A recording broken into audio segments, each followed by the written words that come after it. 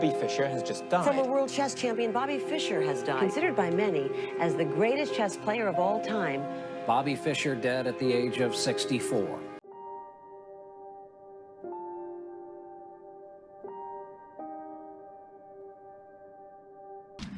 Bobby, you've given virtually your entire life to the world of chess. What about Bobby Fischer, the man? What's he like? I don't know. It's pretty chess and me. It's hard to take them apart. Just like my alter ego. I don't need to. But there are times when you get away from that chessboard. What do? I don't do too much at the moment. I'm really, tied up in chess. On dit souvent que la frontière entre le génie et la folie est plus fine qu'une feuille de papier à cigarette. Bobby Fischer ne marchait pas sur cette ligne. Il dansait dessus. Avec un QI estimé à 180, supérieur à celui d'Albert Einstein, son esprit était une machine de calcul pure. Il a réalisé l'impossible. Il a vaincu un empire à lui tout seul. Et au moment de toucher les étoiles, il a choisi l'obscurité. Pourquoi ? C'est le secret le mieux gardé de l'histoire des échecs.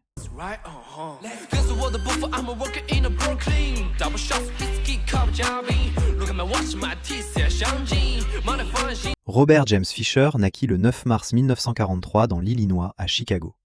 Mais le creuset de son génie sera à Brooklyn, au 560 Lincoln Place, l'adresse qui a abrité son enfance et son adolescence. Cet immeuble de 4 étages en briques rouges, situé à l'angle d'une rue animée du Brooklyn des années 50, baignait dans une cacophonie urbaine qui deviendra la bande-son de ses trajets vers le club d'échecs. De plus, l'ombre de la guerre froide planait sur chaque aspect de la vie quotidienne. En 1950, la guerre de Corée éclate. La paranoïa anticommuniste est à son comble. Pour n'importe quel enfant de 6 ans, cette menace rouge est une histoire abstraite qu'on entend à la radio. Mais pour Bobby, la guerre froide, c'est à la maison qu'elle se joue. Sa mère, Regina, est une femme brillante, polyglotte, insaisissable. Même pour le FBI. Regina a commis l'irréparable aux yeux de l'Amérique de Franklin Roosevelt. Elle a vécu à Moscou. De 1933 à 1938, elle y a étudié la médecine à l'Institut Sechenov. 5 ans au cœur de l'Union soviétique. Bobby grandit avec le sentiment d'être observé. Une intuition qui, loin d'être un délire, était une réalité factuelle qui allait nourrir sa méfiance future envers les institutions. J'ai rencontré Bobby Fischer dans un club d'échecs de Manhattan. J'avais 14 ans, il en avait 8. Il était le plus jeune du club. C'était un garçon sympathique, discret et bien élevé. Regina, sa mère, travaillait. Elle avait 2 emplois et elle élevait seule ses 2 enfants, Bobby et John. Regina était le génie de la famille. Elle parlait plusieurs langues, dont le russe. Elle travaillait en tant qu'opératrice télégraphiste, infirmière et en tant que soudeuse. Et elle était titulaire d'un doctorat en hématologie. Elle était activiste communiste. Le FBI avait sur elle un dossier très complet. Sa mère était surveillée par le FBI, qui la soupçonnait d'être une espionne soviétique. À cette époque, les Juifs et les communistes étaient souvent mis dans le même panier. C'est pour cela que sa mère a nié les origines juives de Bobby. Sa mère lui avait donné des instructions pour le cas où on viendrait lui poser des questions quand il était assis sur le perron de leur appartement, place Lincoln. Je n'ai rien à vous dire. C'était la réponse que sa mère lui disait de faire. You're from Brooklyn originally? Chicago. Well, born in Chicago. Moved to Brooklyn when I was about 6. I lived on the coast. Were you playing chess by then? I learned in New York, yeah. What age? 6. When did you start to get serious about chess? Well, I was maybe 7. Pensez à votre propre enfance et imaginez que tous les soirs après l'école ou tous les week-ends, vous avez consacré l'intégralité de votre temps à l'étude des échecs, à la pratique et à la compétition. Si l'appartement du 4e étage du 560 Lincoln Place était sa forteresse, les clubs d'échecs deviendront ses champs de bataille. Son premier duel a lieu le 17 janvier 1951. Bobby n'a que 7 ans lorsqu'il ose défier le maître Max Pavey dans l'arène de la bibliothèque publique de Brooklyn. L'enfant tombe, mais il tombe avec les honneurs, résistant 15 longues minutes face au géant. Mais retournons quelques mois en arrière.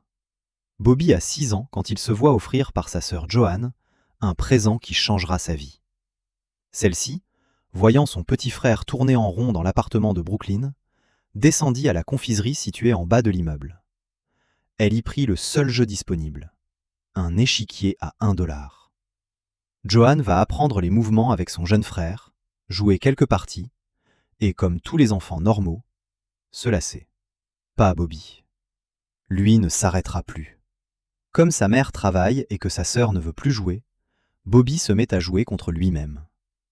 Il joue les blancs, tourne l'échiquier, joue les noirs, et ainsi de suite, pendant des heures.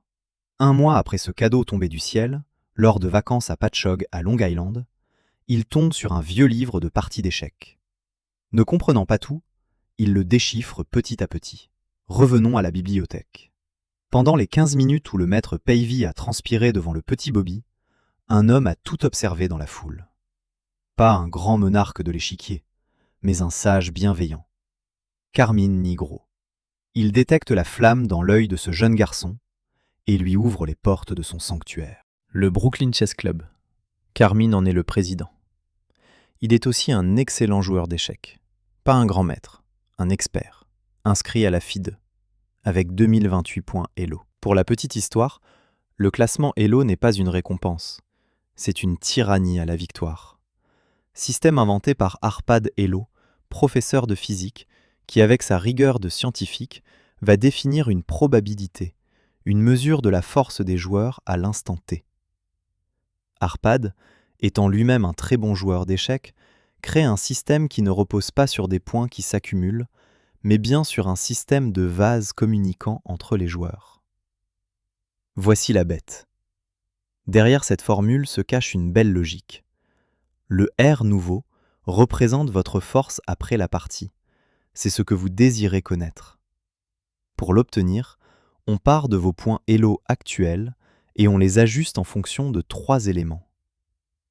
D'abord, il y a K, un multiplicateur qui varie selon votre classement. Pour les joueurs moins bien classés, K est généreux pour les aider à progresser rapidement. Pour les mieux classés, K est plus modeste, ce qui empêche les points de s'envoler à l'infini. Arpad a pensé à tout. Ensuite, on multiplie tout cela par S moins E. S représente votre performance sur la partie jouée. 1 pour une victoire, 0,5 pour une nulle, 0 pour une défaite. E est l'attente du système. Les mieux classés doivent absolument performer. Le mécanisme anticipe l'issue de la rencontre. Il projette qu'un joueur bien classé devrait l'emporter face à un adversaire plus faible. C'est une prédiction de succès du favori. Si vous êtes bien classé face à un moins bon joueur, E sera élevé, car le système s'attend à votre victoire. Si vous êtes l'outsider, E sera bas. E est exprimé en pourcentage. Si E égale à 1, cela veut dire 100%. E égale à 0,4 équivaut à 40%. C'est là la beauté de la formule créée par Arpad, un calcul pur et équitable qui prend en compte toutes les dimensions, n'en laissant aucune de côté. Ce calcul, celui d'Elo, fut repris et décliné par Mark Glickman, qui voulut l'améliorer spécifiquement pour les jeux en ligne. Avoir un classement des joueurs sur des plateformes comme chess.com nécessitait de rajouter des paramètres au calcul d'Arpad Elo, afin de prendre en compte les millions de joueurs connectés et surtout de mieux gérer les joueurs qui ne jouent pas souvent ou jamais. Pour résoudre ce problème et affiner l'établissement d'un classement, le système Glicko, développé par Glickman, a été créé. On le retrouve aussi sur des jeux vidéo comme Counter-Strike ou League of Legends. Mais dans le jargon, on parlera toujours de points Elo. Pour le petit Bobby de 1951, ce système n'existe pas. Son seul refuge, c'est le club de Carmine, une salle enfumée où des vieillards sont penchés sur des abîmes de réflexion. Chaque week-end, Bobby est là. Il absorbe le savoir de Nigro le jour et le peaufine la nuit dans le silence de l'appartement du 560 Lincoln Place. Silence parfois brisé par le rôle qu'a pris Carmine aux yeux de Bobby. Il comble le vide béant laissé par un père fantôme. Une parenthèse de douceur dans la vie du jeune garçon. Il devient ce père de substitution, payant les cotisations, venant le chercher en voiture pour l'emmener au tournoi et l'accueillant chez lui les week-ends au sein de sa propre famille. Carmine Nigro a fait bien plus que de lui apprendre des tactiques. C'est là, face à la bienveillance de son tuteur, que Bobby apprend à dompter ses nerfs avant de vouloir dompter le roi adverse. Mais l'enfant montre très tôt une intensité incroyable. Il affronte des adultes et chaque défaite est vécue comme une tragédie grecque. L'enfant pleure, s'isole, inconsolable. Il se repasse la partie dans sa petite tête et voit là où il a mal joué. Durant ces parties interminables, apparaîtra ce qui deviendra sa marque de fabrique, son arme la plus redoutable, la haine du match nul. Lorsque les adultes lui proposaient la nulle poliment, Bobby refusait net. Il ne parlait même pas. Il restait fixé sur l'échiquier. Pour lui, le partage des points étant une faiblesse, un compromis inacceptable. Il était capable de jouer des heures dans des positions soi-disant mortes, juste pour épuiser psychologiquement l'adversaire et forcer l'erreur par pure lassitude. Fischer n'a jamais joué aux échecs pour le plaisir de participer. Il jouait pour anéantir. En 1955, l'élève a dépassé le maître. Le cocon familial du Brooklyn Chess Club devient trop étroit pour son ambition. Il faut partir. Quitter la bienveillance de Carmine pour la brutalité de l'élite de l'autre côté de l'East River, au prestigieux Manhattan Chess Club. Dès lors, tout s'accélère. À 13 ans, il signe la partie du siècle. À 14, il est sacré champion des États-Unis. Et à seulement 15 ans, sur les terres yougoslaves, il brise l'hégémonie de l'Est pour devenir le plus jeune grand maître de l'histoire. L'enfant de Lincoln Place a disparu. Va naître le fléau des Soviétiques. Defeated the Masters, he is the United States champion in chess.